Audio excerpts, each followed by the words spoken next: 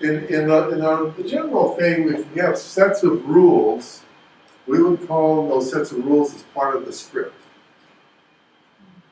So that could be, the script is not only what you say, but what you have, how you behave, how you act.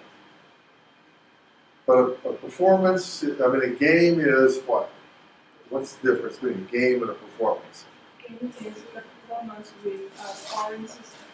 Okay, that's it. It's a performance with an agreed upon scoring system. All right? So for example, you can have, we just look at it in general, you can have people doing gymnastic exercises. And they do it very well, they enjoy it, people watch it, it's a performance. But when you get to something like the Olympics, or you put it in competition, there's a scoring system that everybody accepts. People can swim in a pool, but if they decide, okay, the fastest time is an important part of the scoring system, then it becomes a game. All right. So if you can, games are very powerful forces. That's in my lifetime, right? I have seen games go from people not taking them at all seriously to becoming billion-dollar industries, right?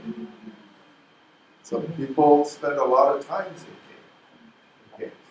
Games attract a lot of economic behavior, a lot of economic activity. So game has a very, it's something that is not just casual.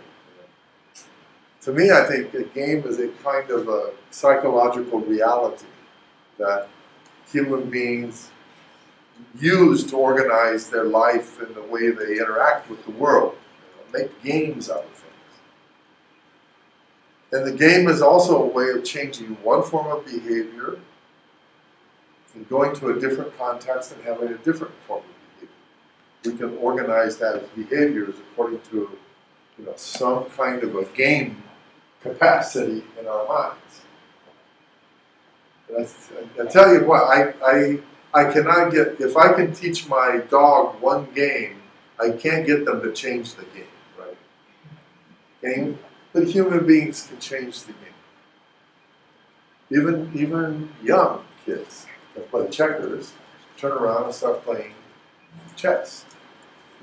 It's amazing kind of capacity. So game is a very powerful concept that if we can put the game into our classroom, into our performance time, and if we can add game onto it, it's going to add the value, right? So for example, if you're able to create the kind of you're able to put a game up in here or elsewhere, it'll be a very strong addition to the whole instructional process.